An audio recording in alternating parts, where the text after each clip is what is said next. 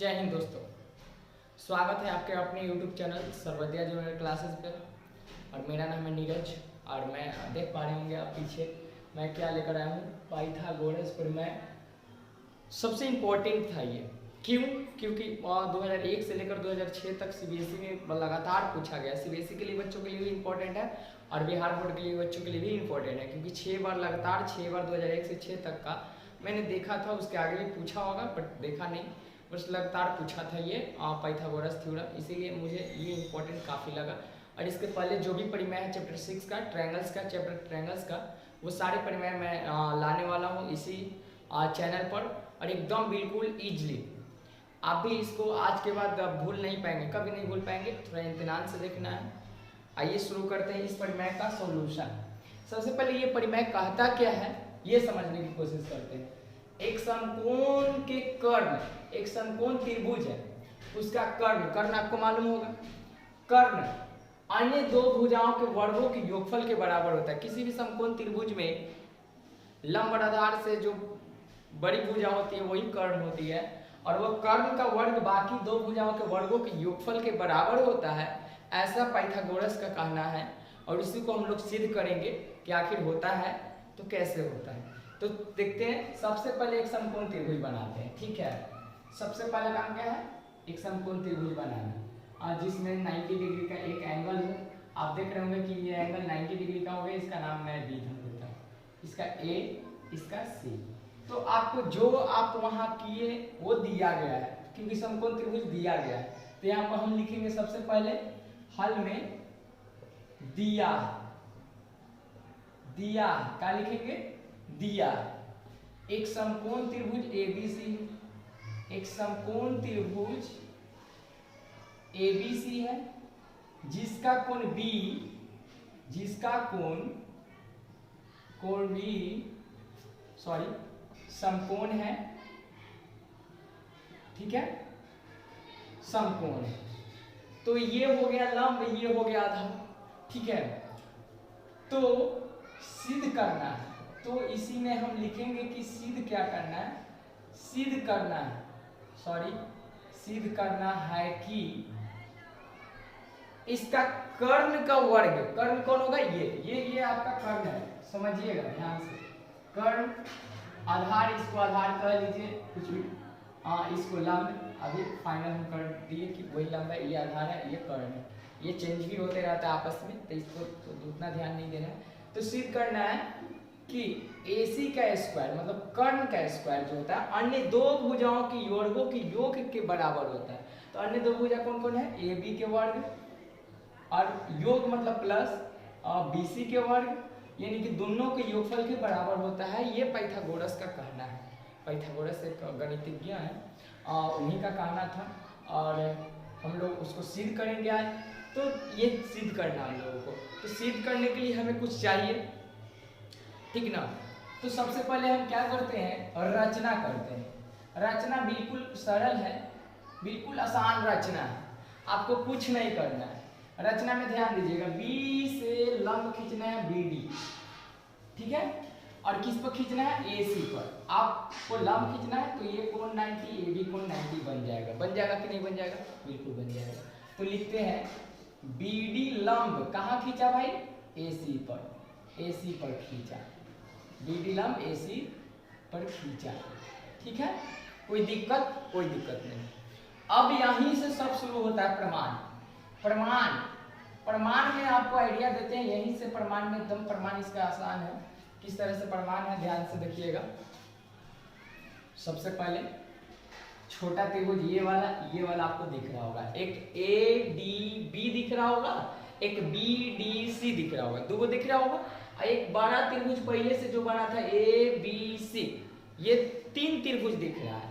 तो ये बड़ा वाला को बार बार छोटा वाला के साथ ले चलेंगे, मतलब इस छोटा वाला को लेंगे तो एक बार बड़ा वाला को लेना है और दोनों को समरूप करना है। फिर से समझिए, इस छोटा वाला त्रिभुज को लेना है किसके साथ, बड़ा वाला के साथ। बड़ा वाला कौन है, ABC, ठीक है ना। तो सबसे पहले हम क्या करते हैं, प्रमाण में आपको समझ में आ गया होगा कि सबसे पहले ये छोटा वाला त्रिभुज ADB, तो इसके साथ फिर बड़ा वाला त्रिभुज को लेना है और दोनों को समरूप करना है। फिर आपको पता होगा कि ई छोटा वाला त्रिभुज है BDC, ई छोटा वाला को लेना है और फिर इसके साथ वही बात बड़ा वाला को लेना है, ठीक है, ABC को फिर समरूप कर देना है।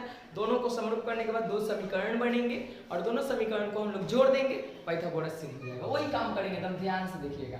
लिखेंगे त्रिभुज कौन में भाई ADB तथा ADB छोटका को तो ले लिए ई वाला को, अब बड़का लोग को ले लेंगे त्रिभुज ABC में, ठीक है ना। अब इसको क्या करना है भाई, क्या बताए आपको, समरूप करना। समरूप करना तो आता होगा, है ना, दूगो एंगल, दूगो कोण, दूगो भुजा या तीन गो भी रहता है तो चल बन जाता है। दूगो कोण अगर आता है तो ऊपर में से सिद्ध हो जाता है। तो हम लोग देखते हैं कि किससे सिद्ध हो रहा है यहाँ पर समरूप। समरूप सिद्ध करना जरूरी है, ठीक है ना। सबसे पहले छोटा त्रिभुज, छोटा त्रिभुज की बात करते हैं। छोटा त्रिभुज में ध्यान दीजिएगा, ये कोना और छोटा त्रिभुज बड़ा त्रिभुज में भी यही कोना, दोनों में है कि नहीं है, कोण ए है कि नहीं है ना, बिल्कुल। तो लिखेंगे कोण A बराबर कोण A कैसे आया भाई, उभयनिष्ठ है, कॉमन, CBSE वाला के लिए कॉमन उभयनिष्ठ, ठीक है, कॉमन कोण है, दोनों में कोण कॉमन है। अब देखिए ध्यान से, इसमें छोटा वाला में ADB 90 है, तो बड़ा वाला में कौन 90 है, ABC।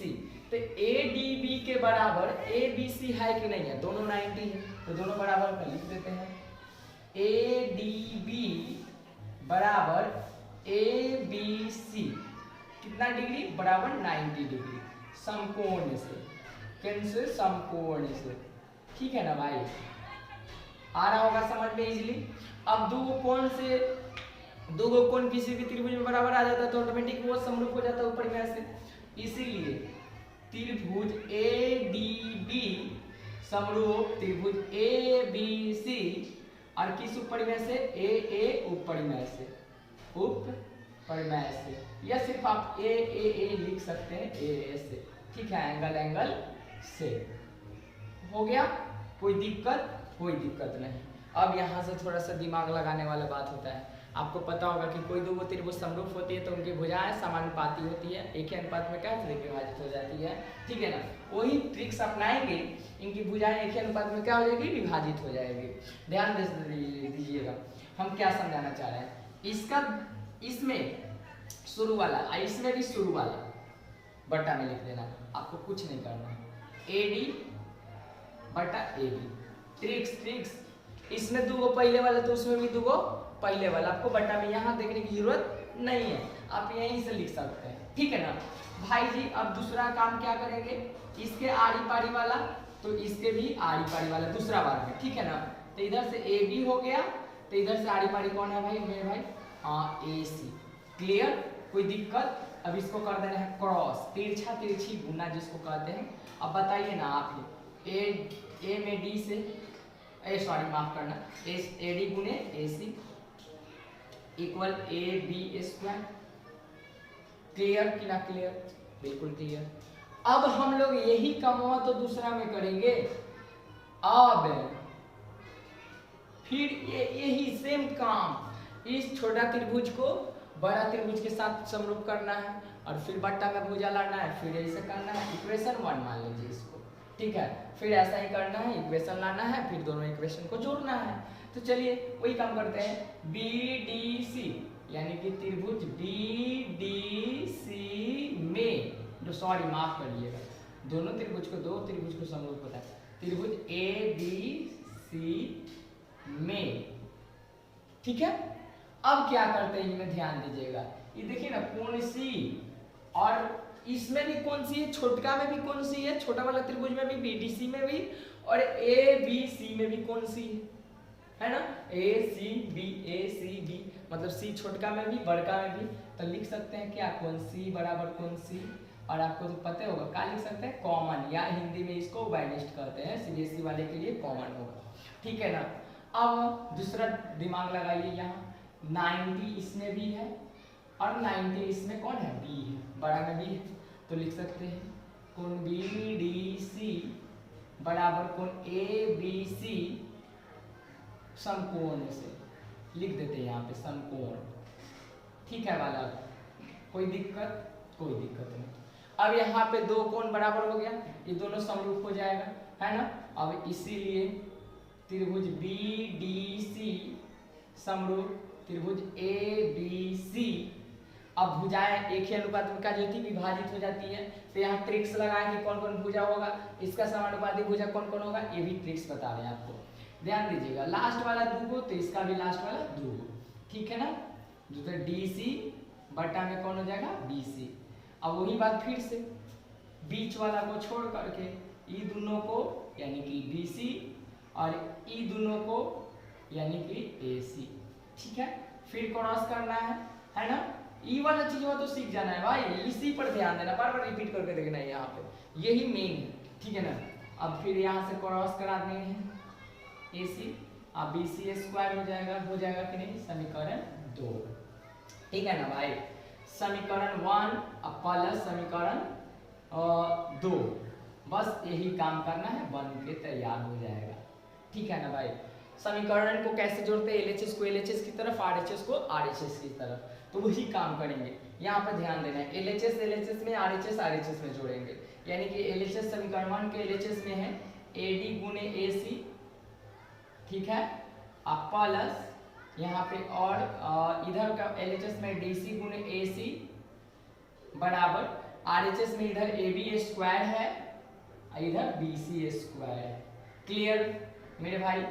यहाँ से कॉमन कुछ दिख रहा है, आप लोग तो तेज क्या एक जैसा दिख रहा है, तो मुझे तो दिख रहा है AC दोनों में AC कॉमन है, कॉमन ले लेते हैं ना, है ना।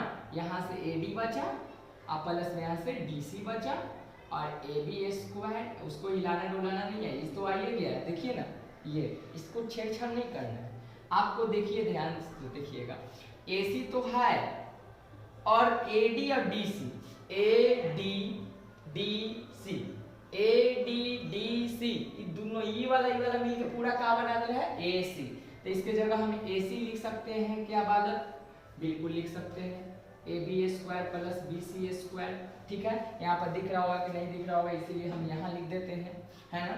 AC गुने AC तो AC स्क्वायर, है ना, और इधर बराबर में AB स्क्वायर और प्लस में क्या 1 स्क्वायर BC स्क्वायर। यही तो प्रूफ करना था, ये हो गया प्रूफ अपना। क्लियर। आपको इतना करिए, आप लोग इतना करिएगा तो आपको बिहार बोर्ड 5 नंबर देगा, CBSE जितना नंबर का देता होगा उतना नंबर देगा, है ना। एकदम एक भी नंबर काटेगा नहीं, मैथ में कटता भी नहीं, ठीक है। आशा करते हैं कि आप लोग समझे होंगे, इसको नोट कर लीजिए, स्क्रीनशॉट ले लीजिए, जो भी कीजिए रिपीट करके देख लीजिए, आपको समझ में आएगा बिल्कुल ईजिली है, ठीक है। तब तक के लिए जय हिंद, जय भारत।